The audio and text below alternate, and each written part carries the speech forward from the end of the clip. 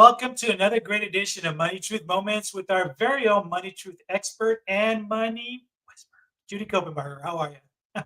Oh, hi, Carlos. I am awesome. How are you doing today? I'm doing fantastic. It's a beautiful day. It's a beautiful day to share a lot of great money truths. And as always, I look forward to spending this time with you, spending this time with our audience as they get to learn more about things that are happening in everyday life and how you're able to help them. Well, Sorry about that. we're going to count down again. Woo, We're get gonna, ready. yeah, it was just a great intro, so let's do it all over again, right? Awesome. All Awesome. right. So Yep. so we've been talking about, we talked during the summertime a lot about, preparing kids for school. We actually started the last couple of weeks, we've been talking about already in college. And I thought today we really sit down for a moment and really deep dive a little bit into preparing our folks for unexpected, the word expenses, right? It's a very, depends how you look at that word. It could go, it could be good, it could be bad, but we want to take some time right now, especially with those that are just starting out in college, right? If you're on your own, you're living in dorms and all of that, it's a whole different ball game than living at home with your mom and dad. So, what do you say we get started?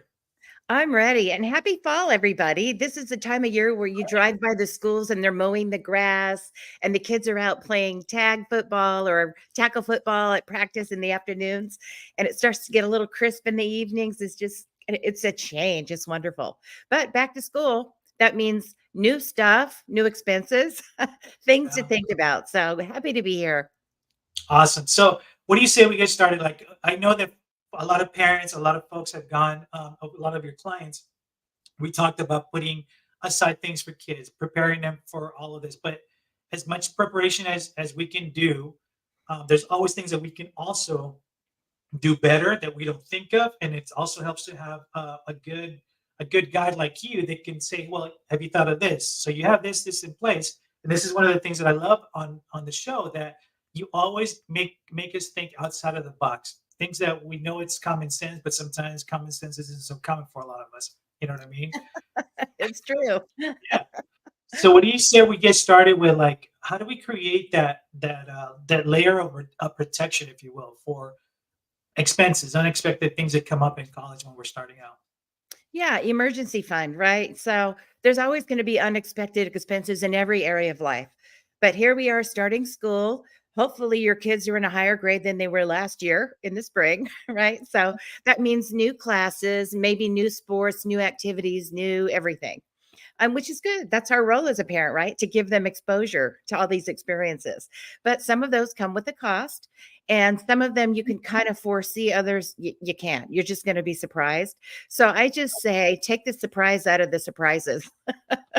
Be ready, have money set aside for that emergency fund or those unexpected expenses you didn't see. Things like equipment. Maybe they need equipment for a certain class, a science class or a math class or art class. You got to go buy, whatever the art supplies are. Sometimes they're supplied, sometimes they're not. Depends on the level of school and whether the funds are there, in your district or at college. A lot of that's on the student. So you got to get your art supplies, whatever that is, together. Maybe it's music supplies. If you play woodwinds, you need reeds, and that's a recurring expense. And maybe music, things like that. If you're in math or science classes, there are these fancy calculators. I remember buying, and it's like then you take the next math class the next year, they want a bigger, fancier calculator, and those aren't cheap. Now you can get them sometimes through the school, or you can get them secondhand, or buy them from a kid in the class ahead of you. But calculators, all those things you need. We don't really use slide rules anymore, but there's always those things, that's just like the list with price tags on it that the teacher gives you at the beginning, or professor, right? Sports. A lot of times there's your own uniforms, definitely your own cleats or shoes, rackets, whatever it is you're doing. If you're in dance, there's costumes and there's shoes and all those things. PE uniforms, maybe, or uniforms for school, depending on the level and whether there's uniforms required where you go or optional where you go. But always remember, you can not have to use new all the time. And this is where you can save so much money. We did that a lot. We would find the kids that were just a size bigger than ours and make friends with those families. And then it's like, hey, pass them this way. And then we had families, we would pass them along to them. Things like camps, science camp. summer camp, those mission trips you do. So here in California, a lot of you listening are from California, but in third grade, we go visit the missions and learn about California history. And so you go to the San Juan Capistrano mission and the San Diego mission, and there's like a whole bunch. I think there's still 13 or so that you can go visit. Well, that is a field trip, and that requires money because you got to pitch in for the bus and things like that, depending on the school you're in. But things like that, even if they're unexpected, you can plan for them. In eighth grade, most kids will go about junior high age. In California, it's eighth grade. Go to the Capitol, go to DC, and see how the government works over there, and go visit, your senator there, and go see the White House if you can get in there, or the Pentagon. We did all that with our kids. Well, that's another trip. So you can kind of plan for some of these things if you talk to the administration or the principal at your school, what's coming up in the next year or two that we could start to plan for, and do that. And even if you don't know exactly what it's going to be used for, have an emergency fund set aside for all those things. And that'll take the pressure off when the time comes, for sure. No, and that's awesome to hear. You were talking about calculators. You were talking about some of this old equipment. So I'm going to show you. Tell me if you remember this. Okay. So I don't know why I thought about this when you were talking about calculators, but let me show you this really quick. Do you remember this? And I'm dating myself on this big time. I do, and it talked to Right? you. It was so fancy. Yeah, that was exactly what we were talking Wow, about. little I'm professor. like, Yep. those were like the fancy things that the fancy kids had and all this. It's like the coolest thing ever, right? When you Calculator, yeah. Yeah, I oh, I didn't have one. I knew of, kids that had those. right. I didn't have one, but I remember them. I was kind of, chalk on the sidewalk or notepad, old school. And I also remember also that once we figured out that if you flip things upside down, that you can actually type like words like hello, because it was just numbers anyway. You know what I I mean? Remember? remember doing Oh, that. yeah, Yeah. right? How many words can you make with sevens and O's? Yep. Oh, yeah, that's so good. Man, Yep. I'm dating myself way back when, but it was a lot of fun. You know what I I mean? was I'm dating, there. you I know. was there. Yeah, So, absolutely. Yep. so So just be let's ready. Be yeah. ready. So let's also talk about something that I don't think we talk about enough, right? We tend to take care of our kids with our insurance and so forth, but things change, especially when they go to college. Let's talk a little bit about insurance, some options for students specifically, and what that looks like. Yeah, well, there's all kinds of things that you can insure. And, for a lot of people, it's a very unpleasant subject because there's premiums involved. You have to pay money. And if you don't have a loss, that's bad news. If you don't have a loss, you paid the money, you lost the money. If you do have a loss, that's bad news because you had the loss. So it's like, who wants to talk about that? But it's part of our duty, right? To just protect as we're growing our wealth, protect it too. So insurance things, when you send a kid off to college, or even in some high schools and some, prep schools and things like that, they have options for health insurance. So you could look into things like that. But what you want to remember is you can also insure your stuff. We call it in law, we call it chattel, your things, your items, tangible items. Things like those calculators we talked about, the computers, some sporting equipment. If you play the oboe, I think our daughter, I don't know what they run now, but our daughter had a $25,000 oboe in high school. Like that thing was insured, right? Yeah. Pianos, all those things. It depends on, if they're playing piano and hauling around expensive stuff, or even art supplies. Computers, I always think of. You want to make sure that you have insurance on that. And you can talk to the administration if you've got kids in middle school or high school about that. When they go to college, there's also going to be options there, package deals as they enroll, and look at all those options there. But there's private insurance as well, where you can do standalone policies to insure with riders some of these special things. So tell us a little bit also about as we look at insurance options and all that. Before we get to that point too, you've talked about planning ahead, right? You talked about taking care of our kids' future. Um, and one of the key things I remember you talking about was this S29, right?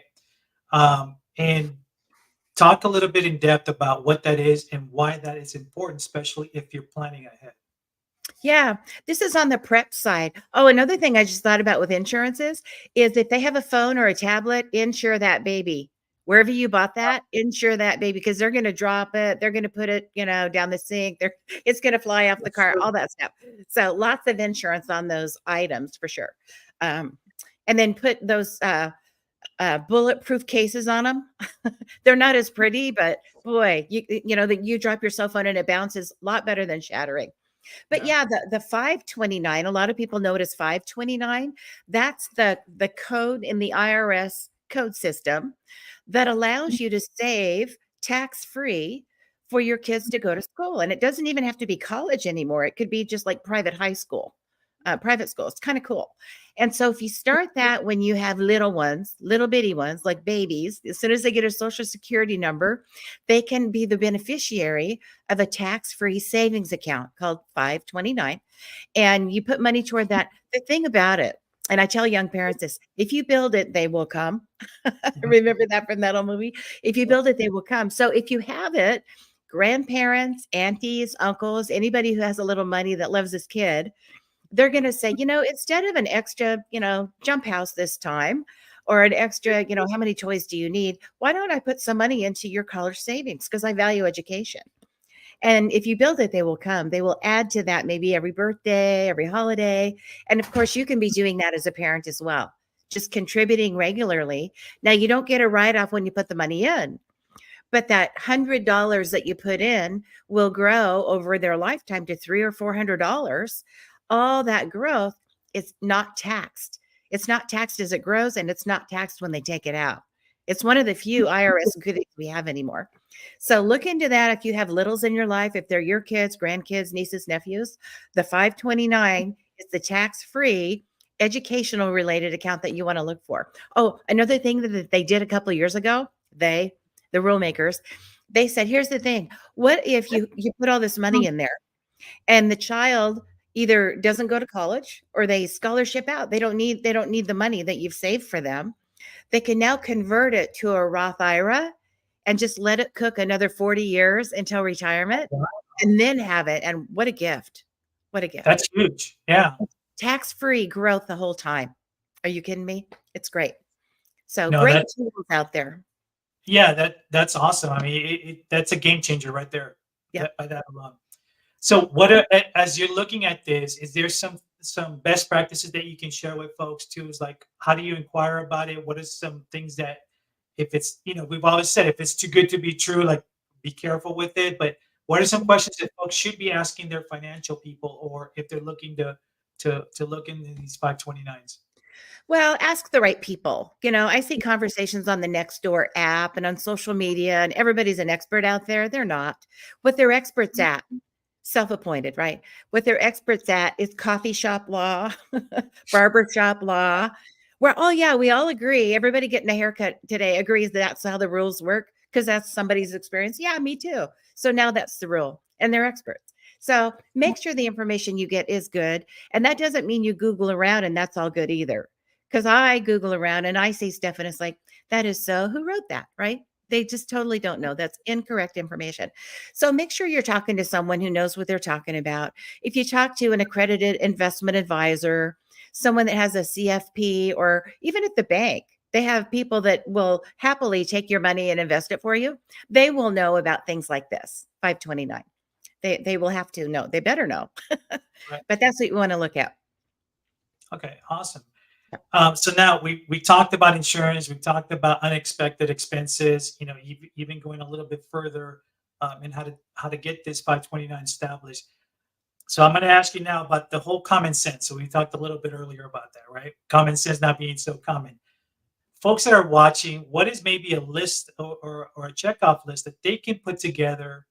Obviously school has started, but moving forward, we still have a long way to go before school's over. But maybe some checkpoints, some things that, hey, some milestones that we should be looking at, as parents or as students for that matter, and to be aware of something that you've seen in your time. You mean like looking at a school calendar? Things to plan for in a school calendar? Yeah, things to plan for ahead, and I'm actually focusing more on the college folks because their school calendar, other than the regular classes, everything else is changing. Some have sports, some have music, like you said, some have other Yeah. activities going on, and it always creates this unexpectancy, right? And like, how do we kind of prepare a little bit for that, or just keep an eye out for this, like best practices? Yeah.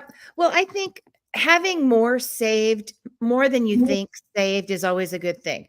When I talk to people who are recovering, they've had a financial setback or they're just, starting over or recovering from something that happened financially, they will almost always say, I wish I had saved better. I wish I had put a little more away. I've never heard someone say, oh, I did way too much. I just saved way more than I should have, and I just have way too much money. I've never heard that. I've always heard, oh, I wish I would have done more. I certainly could have, looking back, right? I certainly could have done a little bit more. So I say, why don't we just plan to avoid that feeling, that regret, and just try to do a little bit more now, proactively, not reactively. And so every month, have a line item in your spending plan. Some people call a budget. Yeah, I don't like that word. I don't like that word. Sounds like diet, what you can't do, what you can't have. Spending plan. And so have a line item for these things we're talking about. There's going to be sports. There's going to be gifts for the teacher.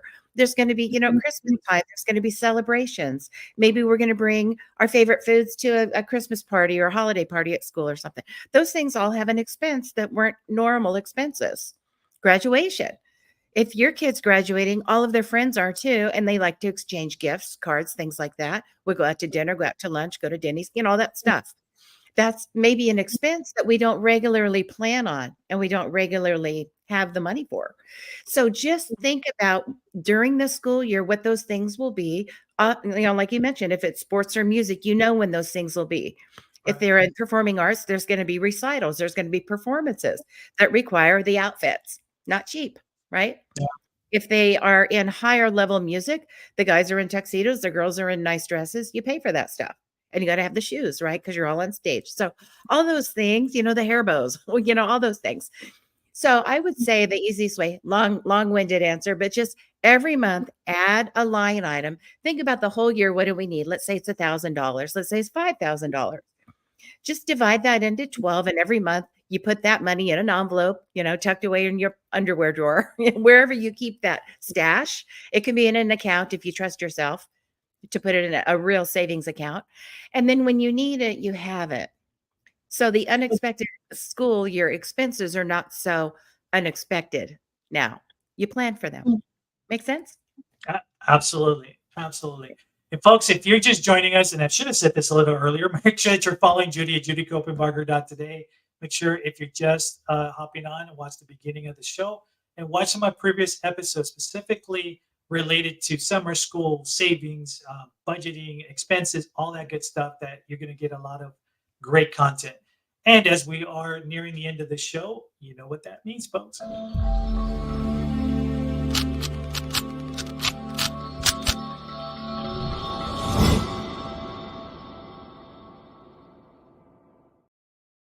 It's time for a Money Truth Challenge. What do you got for us? It is. Well, what I just mentioned, planning ahead. So, your homework, your challenge is to just create this school year, look at the calendar, maybe through the end of the year. There might be some things in the summer that you want to plan for. What is that number going to be? First of all, identify the number that says $2,000 that I'm going to want for all this stuff, because you know what the activities are, the likely activities are. And maybe put a little cushion there for the mission trips or the field trips that you don't anticipate, because you don't want to not participate, right? You want your child to be able to do that. And there's fundraisers and all that, but whatever your number is, divide it by how many months there is between now and the end of the year, now and the end of the school year, and then save that every month. Put it in a special place, a special account, maybe keep a little ticker of it, a spreadsheet, or write it on the back of the envelope where the cash is. But put that money aside so you're ready, and take it as a challenge. I think if you get to the other end and you did it halfway well, you'll be glad. You'll pat yourself on the back and say, thank you, past self from your future self for doing that. So there's your challenge. Knock it out of the park. I know you can do it. All right, folks. Just if you have any questions, you want to share with us some of the challenges and answers, feel free to reach out to us. Remember, we're here every Tuesday morning at 8 a.m. with the replays on Thursdays at 8 p.m. And if you're not following Judy, shame on you. No, you need to follow her at judycopenbarger.today. Make sure that you follow her on social media as well too. And until next time, thank you, Judy. Any last parting words? Make it a great week and happy fall. All right. Take care, you guys.